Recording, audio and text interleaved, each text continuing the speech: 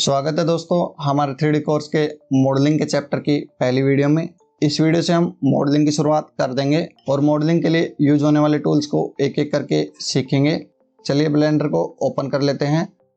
Blender open करने के बाद आपके सामने ऐसी स्क्रीन खुल जाएगी। आपको यहाँ पर एक क्यूब, एक कैमरा और एक लाइट देखने को मिल जाएगी।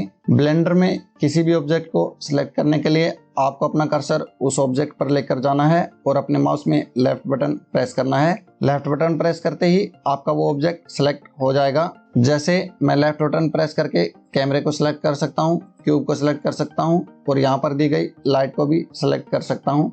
ऐसे ही आप लेफ्ट बटन प्रेस करके किसी भी ऑब्जेक्ट को सिलेक्ट कर पाएंगे। आपकी आसानी के लिए मैं की को अनेबल कर देता हूं, यानी जो की मैं अपने माउस और कीबोर्ड में प्रेस करूंगा वो आपको यहां पर दिख जाएगी। अगर मैं माउस में लेफ्ट बटन प्रेस करूंगा तो आपको यहां पर लेफ्ट दिखाएगा। अगर माउस में राइट बटन प्रेस करूंगा तो आपको यहां पर राइट दिखाएगा। और अगर मैं माउस के व्हील को प्रेस करूंगा तो आपको यहां पर मिडल दिखाएगा।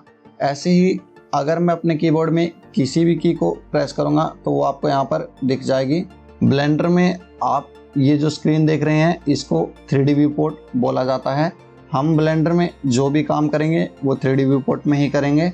3D व्यू पोर्ट में रोटेट करने के लिए आपको अपने माउस के व्हील को प्रेस करके रखना है और माउस को मूव करना है।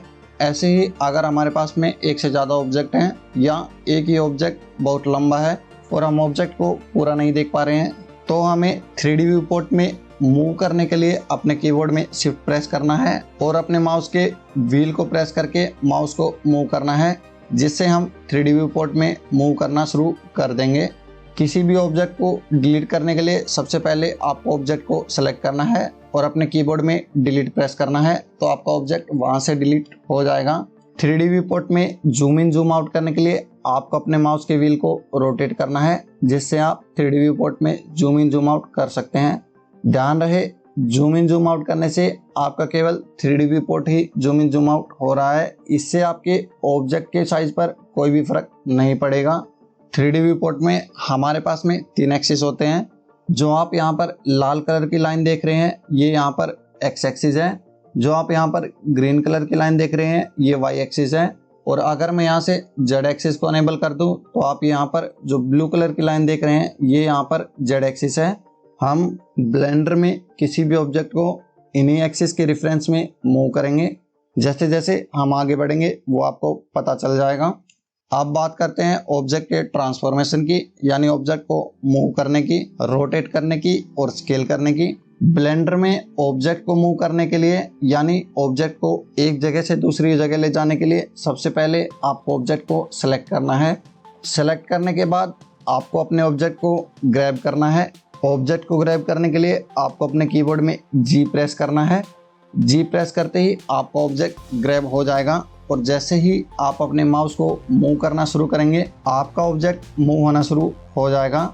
आप अपने ऑब्जेक्ट को जहाँ पर भी ले जाना चाहते हैं वहाँ ले जाकर अगर आप अपने माउस के लेफ्ट बटन को प्रेस करेंगे तो आपकी वो लोकेशन कंफर्म हो जाएगी। और अगर आप अपने माउस के राइट बटन को प्रेस करेंगे तो आपका मूवमेंट कैंसिल हो जाएगा और आपका ऑब्जेक्ट जहाँ पर था वहीं पर चला जाएगा। जी प्रेस करके जैसे ही हम अपने ऑब्जेक्ट को मूव करना शुरू करते हैं तो हमारा ऑब्जेक्ट 3D व्यू पोर्ट में फ्रीली मूव होना शुरू हो जाता है। इससे हम ये कंफर्म नहीं कर पाते कि हमारा ऑब्जेक्ट किस एक्सिस में कितना मूव हुआ है। जैसे अगर मैं जी प्रेस करके इस ऑब्जेक्ट को एक्स एक्सिस में मूव करता हूँ तो यहाँ से देखने पर आपको ऐसा लग रहा होगा कि हमारा ऑब्जेक्ट केवल एक्स एक्सिस में मूव हुआ है, पर अगर आप बाकी जगह पर देखें तो हमारा ऑब्जेक्ट जेड एक्सिस में भी मूव हुआ है और वाई एक्सिस में भी मूव हुआ है। इसी चीज़ से बचने के लिए हम अपने ऑब्जेक्ट को एक्सिस के अलोंग साइड ही मूव करवाते हैं। जैसे हम अपने ऑब्जेक्ट को अगर एक्स एक्सिस पे मूव करवाना चाहें तो हमें सबसे पहले ऑब्जेक्ट को ग्रैब करना है और अपने कीबोर्ड में एक्स प्रेस करना है। जैसे ही हम अपने कीबोर्ड में एक्स प्रेस करेंगे तो आपको यहाँ पर एक रेड कलर की लाइन और दिख जाएगी और जैसे ही मैं अपने माउस को मूव करना शुरू करूँगा तो हमारा ऑब्जेक्ट केवल एक्स एक्सिस पे ही मूव होगा। ऐसे ही अगर जी प्रेस करने के बाद मैं अपने कीबोर्ड में वाई प्रेस करूँगा तो आपको यहाँ पर एक ग्रीन कलर की लाइन और देखने को मिल जाएंगी और हमारा ऑब्जेक्ट केवल वाई एक्सिस पे ही मूव होगा। और ऐसे ही अगर मैं जी प्रेस करने के बाद अपने कीबोर्ड में जेड प्रेस करता हूँ तो हमारा ऑब्जेक्ट केवल जेड एक्सिस पे ही मूव होगा।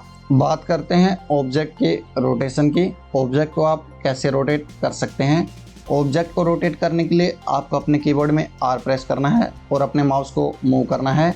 माउस को मूव करते ही आपका ऑब्जेक्ट रोटेट होना शुरू हो जाएगा। अभी हमारा ऑब्जेक्ट 3D व्यू पोर्ट में फ्रीली मूव हो रहा है। इससे हम ये कंफर्म नहीं कर सकते कि हमारा ऑब्जेक्ट किस एक्सिस में कितना मूव हुआ है।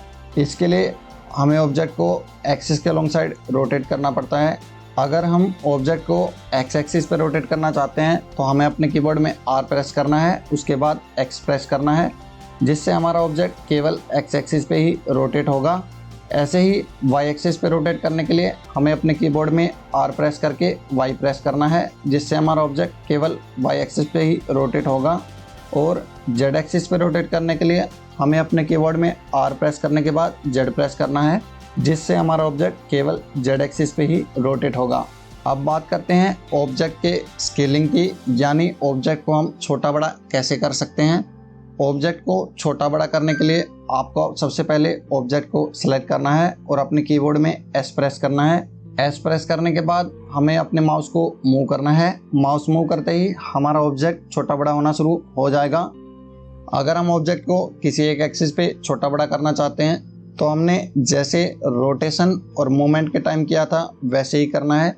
जैसे हमें ऑब्जेक्ट एक्स एक्सिस पे छोटा बड़ा करना है तो सबसे पहले हमें अपने कीबोर्ड में S प्रेस करना है और उसके बाद में X प्रेस करना है। इससे हमारा ऑब्जेक्ट केवल एक्स एक्सिस पे ही छोटा बड़ा होगा। ऐसे ही अगर हम ऑब्जेक्ट को Y एक्सिस पे छोटा बड़ा करना चाहते हैं तो हमें अपने कीबोर्ड में S प्रेस करने के बाद Y प्रेस करना है और अपने माउस को मूव करना है। इससे हमारा ऑब्जेक्ट केवल Y एक्सिस पे ही छोटा बड़ा होगा। ऐसे ही अगर हम ऑब्जेक्ट को Z एक्सिस पे छोटा बड़ा करना चाहते हैं तो हमें S प्रेस करने के बाद Z प्रेस करना है, जिससे हमारा ऑब्जेक्ट केवल Z एक्सिस पे ही छोटा बड़ा होगा।